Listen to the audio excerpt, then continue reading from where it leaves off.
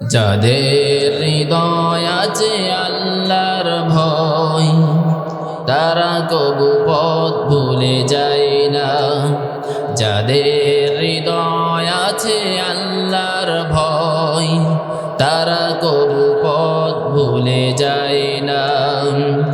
আল্লাহর প্রেম ছাড়া এই দুনিয়ায় কারো কাছে কোনো কিছু চাই না, কারো কাছে কোনো কিছু চাই না।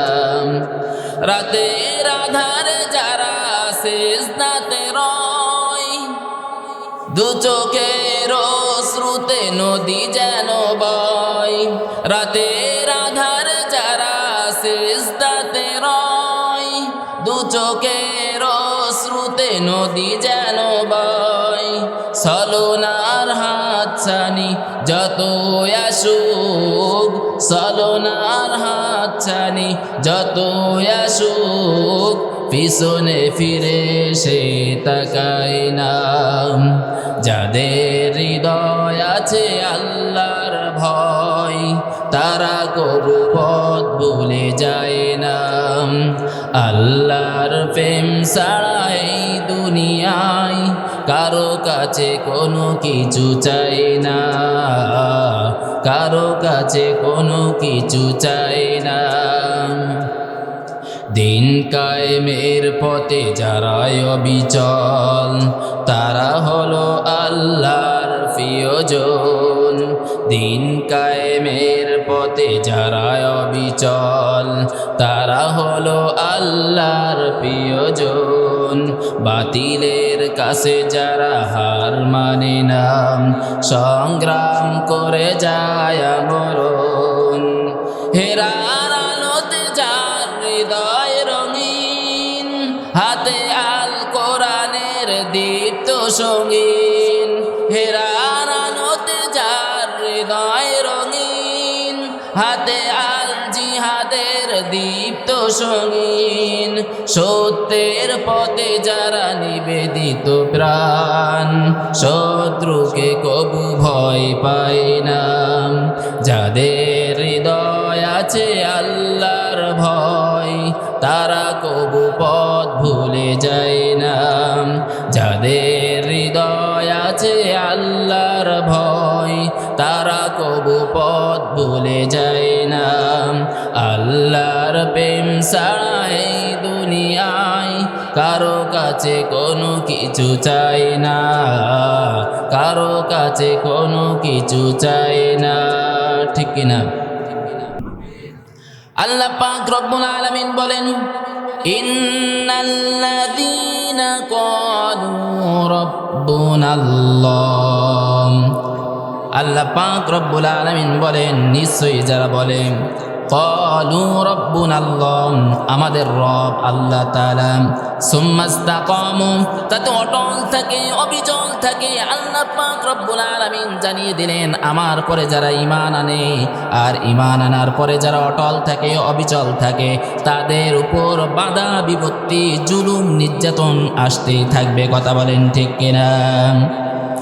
সম্মানিত ভাই ও বাবাজিরাম, আপনি আমি একটু তাকিয়ে দেখি, সাহাবীরা ঈমান আনার কারণে, আল্লাহ তাআলার পরে অটল থাকার কারণে, অবিচল থাকার কারণে কি পরিমাণ নির্যাতন, নিপীড়ন তাদের উপর দিয়েছিল।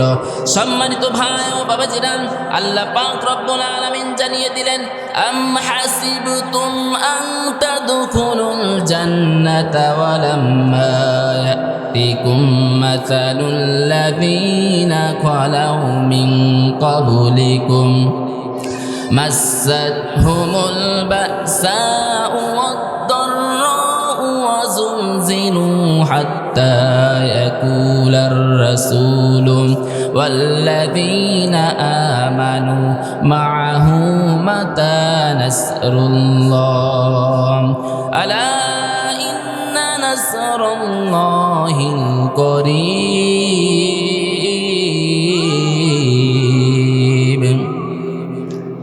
আল্লাহ পাক রব্বুল আলামিন জানিয়ে দিলেন, তোমরা কি মনে করেছো তোমরা জান্নাত যাবে। জান্নাত কি মামুর বাড়ির মোয়া, যে জান্নাত চাইলে আর জান্নাত পেয়ে গেলেন। ওয়ালাম্মা ইয়াতিকুম মাসালুল্লাযীনা খালাউ মিন ক্বাবলিকুম, তোমাদের উপরে এখনো আসেনি তোমাদের পূর্বের সাহাবীদের মতো নির্যাতন নিপীড়ন। কথা বলেন ঠিক কিনা? তোমরা তাকিয়ে দেখো সাহাবীদের উপর কি পরিমাণ নির্যাতন নিপীড়ন করা হয়েছিল। সম্মানিত ভাই ও বাবাজিরা, আমরা একটু তাকিয়ে দেখি হযরত খাব্বাব রাদিয়াল্লাহু তাআলা আনহুর প্রতি কি কঠিন কঠিন নির্যাতন করা হয়েছিল। হযরত খাব্বাব রাদিয়াল্লাহু তাআলা আনহু একদিন খালি গায়ে এমতো অবস্থায় হযরত ওমর রাদিয়াল্লাহু তাআলা আনহু তার পিঠের দিকে তাকিয়ে দেখলেন বড় বড় গোল গোল দাগ দেখা যায়। ওই সময় হযরত খাব্বাব রাদিয়াল্লাহু তাআলা আনহুকে ডাক দিয়ে বলেন, ও ভাই খাব্বাব, তোমার পিঠে এগুলো কিসের দাগ? তোমার কি কখনো গুটি বসন্ত হয়েছিল?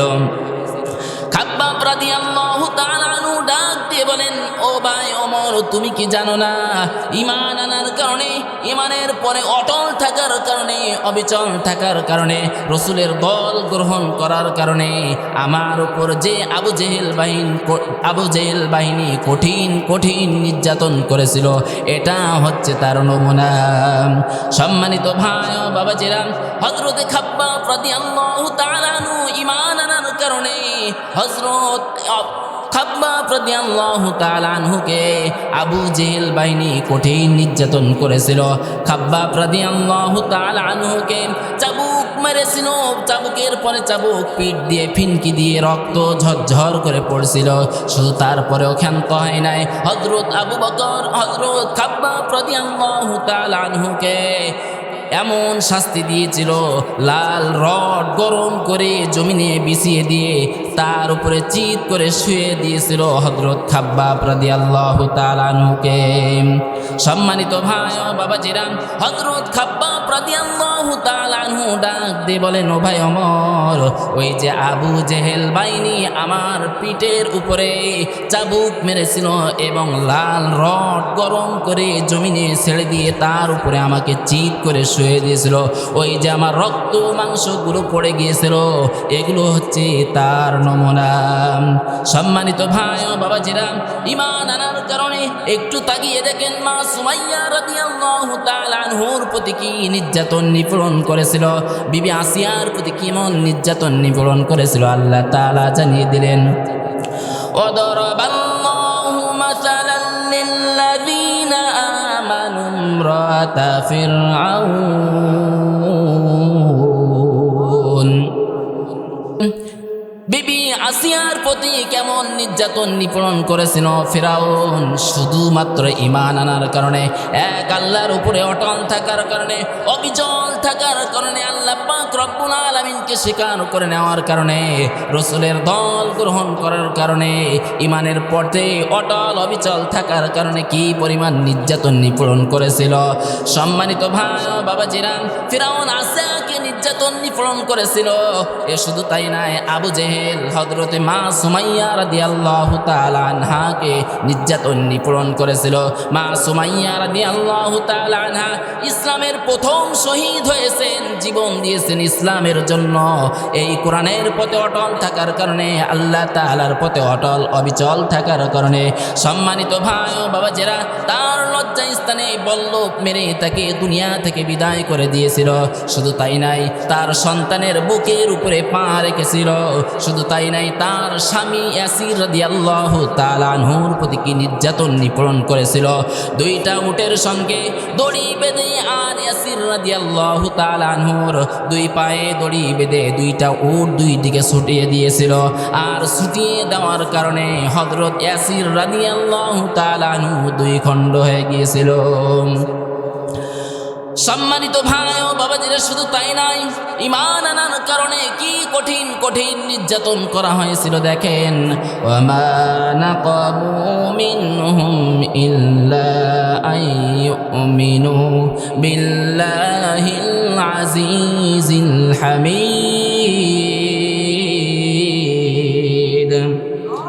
তারা তাদের কাছ থেকে শুধু এই কারণেই প্রতিশোধ গ্রহণ করেছিল, তারা পরম করুণাময় পরাক্রমশালী আল্লাহ তাআলার প্রতি ঈমান এনেছিল। একটু তাকিয়ে দেখেন হযরত বিলাল রাদিয়াল্লাহু তাআলা আনহুর প্রতি কি কঠিন কঠিন নির্যাতন করেছিল। হাবশী বিলাল রাদিয়াল্লাহু তাআলা আনহুকে উমাইয়া ডাক দিয়ে বলেন, ওগো বিলাল, শুনছি তুমি কালিমা স্বীকার করেছো, আল্লাহ তাআলার ঈমান গ্রহণ করেছো, আল্লাহ তাআলার প্রতি ঈমান এনেছো, তুমি ঈমান ছেড়ে দাও, ঈমান ত্যাগ করো। যদি ঈমান না ত্যাগ করো আমি তোমাকে এমন শাস্তি দিব, এমন শাস্তি যা আরববাসী আগে কখনো দেখে নাই। আর বিলাল রাদিয়াল্লাহু তাআলা আনহু ডাক দিয়ে বলেন, ওগো উমাইয়া, ওগো মনিব, তুমি যদি আমাকে এমন শাস্তি দাও আর আমি এমন ধৈর্যের পরিচয় দিব যা আগে কখনো আরববাসী দেখে নাই। একটু জোরে জোরে বলা যাবে কি সুবহানাল্লাহ? সম্মানিত ভাই ও বাবাজিরা, কেমন ধৈর্যের পরিচয় দিন দেখেন হযরত বিলাল রাদিয়াল্লাহু তাআলা আনহু তাকে উটের সঙ্গে দড়ি বেঁধে পাহাড়ের মাঝখান দিয়ে ছেড়ে দিয়েছেন। আর একবার বেলালে পাহাড়ে বাড়ি খায়, আর একবার অন্য পাহাড়ে বাড়ি খায়। এমতো অবস্থায় সম্মানিত ভাই ও বাবাজিরা, বেলাল রাদিয়াল্লাহু তাআলা আনহুর হাত পাগুলো ভেঙে চুরমার হয়ে যায়। বেলাল রাদিয়াল্লাহু তাআলা আনহুর এই সাদাত আঙ্গুল দিয়ে বলে আহাদ আহাদ আহাদ। বেলাল রাদিয়াল্লাহু তাআলা আনহু তারপরেও ঈমান পরিত্যাগ করে নাই। ও ঈমানদারেরা, তোমরা যারা ঈমান আনার কারণে রাজপথে গুলি খেয়েছো, তোমরা যারা ঈমান আনার কারণে রাজপথে গিয়ে গুলি খেয়েছো, তোমরা যারা ঈমান আনার কারণে ঘর ছেড়েছো, তোমরা যারা ঈমান আনার কারণে ফাঁসির কাস্টে ঝুলেছো, তোমরা যারা ঈমান আনার কারণে শাহাদাত বরণ করেছো, তোমরা তাকিয়ে দেখো এই সমস্ত ঈমানদার সাহাবীদের দিকে সম্মানিত ভাই ও বাবাজিরা। তাহলে আপনি আমিও এমন ঈমান আনবো যে আপনার আমার উপরে যতই নির্যাতন নিপীড়ন দেওয়া হোক না কেন, আপনি আমি ঈমানের পথ থেকে এক চুল পরিমাণও পরিত্যাগ করব না। কথা বলেন ঠিক কিনা? সম্মানিত ভাই ও বাবাজিরা, আল্লাহ পাক রব্বুল আলামিন বলেন, হুয়াল্লাযী আরসালা রাসূলাহু বিল হুদা ওয়া দীনিল হাক্কি লিইয়ুযহিরাহু আলাদ-দীনি কুল্লিহি ওয়ালাউ কারিহাল মুশরিকুন। মাইকের অপারেটর ভাই কই?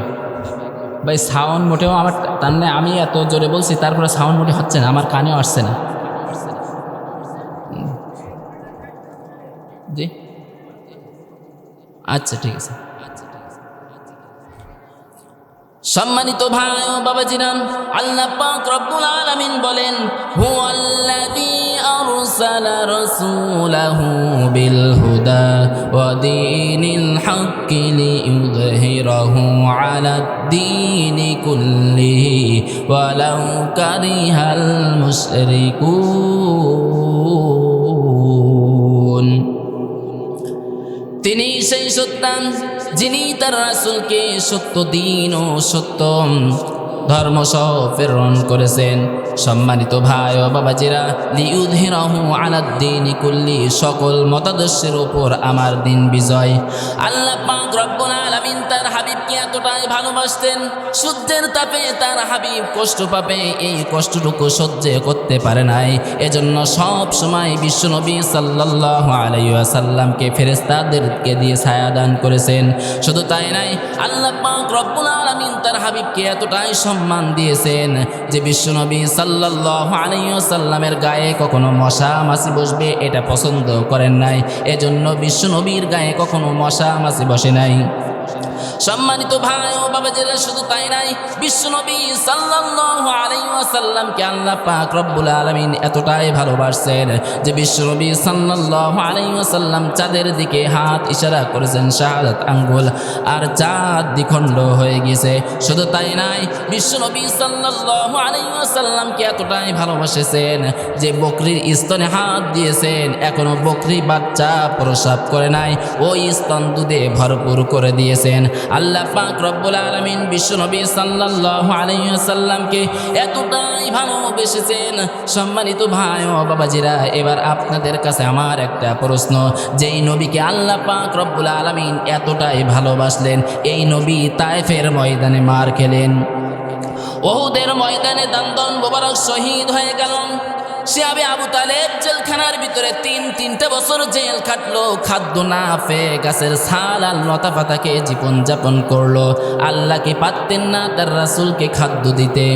আল্লাহ কি তারা পারতেন না তার ফেরেশতাদেরকে দিয়ে খাদ্য পৌঁছে দিতে? কিন্তু দিলেন না। কি কারণে? আল্লাহ পাক রব্বুল আলামিন জানিয়ে দিলেন, হে নবী, আপনার উপরে আমি আপনার সম্মানে এতগুলো কাজ করেছি, মশা মাছি আপনার গায়ে বসতে দেই নাই। আপনার সম্মানে আপনি আপনার গায়ে কখনো রোদ লাগে না, রোদ লাগবে, এই রোদ লাগলে আপনি কষ্ট পাবেন, এটুকু আমি সহ্য করতে পারি নাই।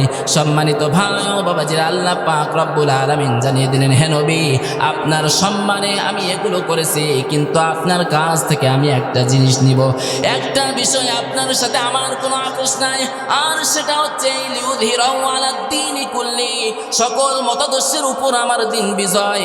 এই দিন বিজয় করতে গিয়ে আপনার যদি ফাঁসির কাস্টে ঝুলতে হয়, এই দিন বিজয় করতে গিয়ে যদি আপনার শরীর থেকে রক্ত ঝরে, এই দিন বিজয় করতে গিয়ে যদি আপনি জেল খাটেন, এটা দেখার বিষয় আমি আল্লাহ তাআলা আমার না।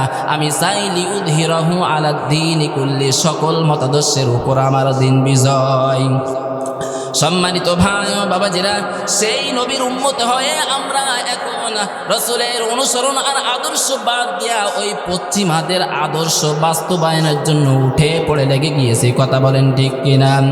সম্মানিত ভাই ও বাবাজিরা, আপনি আমি নামাজ পড়ি, রোজা রাখি, হজ করি, যাকাত দেই, সব কিছু রাসূলের আদর্শ মোতাবেক, কিন্তু সমাজনীতি, অর্থনীতি, রাষ্ট্রনীতি এগুলো কেন বাপ দাদার পশ্চিমাদের কালচারে হবে? আপনি কি মুসলমান থাকতে পারেন? বিশ্বনবী সাল্লাল্লাহু আলাইহি ওয়াসাল্লাম শুধুমাত্র এই কোরআনুল কারীমের দাওয়াত দেওয়ার কারণে বিশ্বনবী সাল্লাল্লাহু আলাইহি ওয়াসাল্লামকে জেল খাটতে হয়েছে। বিশ্বনবীর কি কোনো অপরাধ ছিল? বিশ্বনবীর কি কোনো অপরাধ ছিল? বিশ্বনবীর কোনো অপরাধ ছিল না। একটাই অপরাধ ছিল, এই কোরআনুল কারীমের দাওয়াত দেওয়া। বিশ্বনবীর কোনো অপরাধ ছিল না। তাহলে কি কারণে তায়েফের ময়দানে মেরে বেহুশ করে দিয়েছিল? বিশ্বনবীর কোনো অপরাধ ছিল না এই কোরআনুল কারীমের দাওয়াত দেওয়া। বিশ্বনবী সাল্লাল্লাহু আলাইহি ওয়াসাল্লামকে উহুদের ময়দানে দান মোবারক শহীদ করে দিল। মাথায় লোহার হেলমেট ঢুকে গেল। বিশ্বনবীর কোনো অপরাধ ছিল না, শুধুমাত্র এই কোরআনুল কারীমের দাওয়াত দেওয়া। বিশ্বনবী সাল্লাল্লাহু আলাইহি ওয়াসাল্লাম তিনটা বছর জেল খাটলেন। বিশ্বনবীর কোনো অপরাধ ছিল না, শুধুমাত্র এই কোরআনুল কারীমের দাওয়াত দেওয়ার কারণে তিনটা বছর জেল খাটতে হয়েছে। আজকে আমার মতো নিরীহ আলেমদের দিকে তাকিয়ে দেখেন, আমার মতো নিরীহ আলেমরা টেন্ডারবাজি করে না, আমার মতো নিরীহ আলেমরা চাঁদাবাজি করে না, রংবাজি করে না, তারপরেও আজকে আলেম সমাজ নির্যাতিত। কি কারণে? একটাই কারণ, শুধুমাত্র এই কোরআনুল কারীমের দাওয়াত দেওয়া। কথা বলেন ঠিক কিনা? এই কোরআনুল কারীমের দাওয়াত দিতে গিয়ে যতই নির্যাতন, নিপীড়ন, যাই কিছু হোক না কেন, আমি কি পিছু হব? সব সময় এই কোরআনুল কারীমের পক্ষে অটল অবিচল থাকবো। আল্লাহ পাক রব্বুল আলামিন আপনাকে, আমাকে, সকলকে ইমানের প্রতি অটল থাকার তৌফিক দান করুক। সকলে বলেন আমিন।